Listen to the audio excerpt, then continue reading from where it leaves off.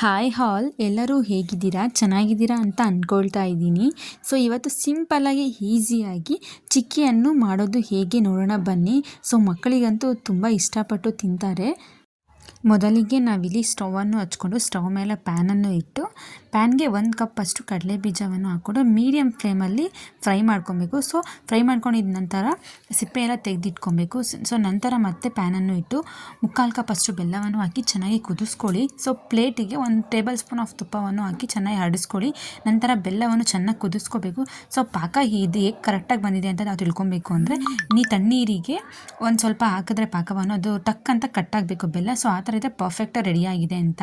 So ನಂತರ ಕಡಲೆ ಬೀಜವನ್ನು ಅದಕ್ಕೆ ಹಾಕ್ಕೊಂಡು ಚೆನ್ನಾಗಿ ಇದು ಮಿಕ್ಸ್ ಮಾಡ್ಕೊಬೇಕು. ಮಿಕ್ಸ್ ಮಾಡಿಬಿಟ್ಟು ಪ್ಲೇಟ್ಗೆಲ್ಲ ಚೆನ್ನಾಗಿ ಹರಡಿಸ್ಕೊಬೇಕು. ಹರಡಿಸ್ಕೊಂಡಿದ ನಂತರ ನೀವು ಚಾಕು ಸಹಾಯದಿಂದ ನಿಮ್ಗೆ ಯಾವ ಥರ ಶೇಪಿಗೆ ಬೇಕೋ ಆ ಥರ ಚಾಕುವಿಂದ ಕಟ್ ಮಾಡ್ಕೊಂಡಿದ ನಂತರ ಪ್ಲೇಟ್ಗೆ ಸರ್ವ್ ಮಾಡ್ಕೊಳ್ಳಿ. ಸೊ ಚಿಕ್ಕಿ ಈ ಥರ ರೆಡಿ ಆಗುತ್ತೆ. ಸೊ ಪ್ಲೀಸ್ ಇನ್ನು ದಯವಿಟ್ಟು ಯಾರೆಲ್ಲ ಸಬ್ಸ್ಕ್ರೈಬ್ ಮಾಡ್ಕೊಂಡಿರೋ ದಯವಿಟ್ಟು ಸಬ್ಸ್ಕ್ರೈಬ್ ಮಾಡ್ಕೊಳ್ಳಿ. ಹಾಗೆ ನಿಮ್ಮ ಫ್ಯಾಮಿಲಿ ಆ್ಯಂಡ್ ಫ್ರೆಂಡ್ಸ್ಗೆ ಶೇರ್ ಮಾಡಿ. ಈ ವಿಡಿಯೋ ನಿಮಗೆ ಇಷ್ಟವಾದಲ್ಲಿ ಲೈಕ್ ಮಾಡಿ, ಕಮೆಂಟ್ ಮಾಡಿ. Thank you.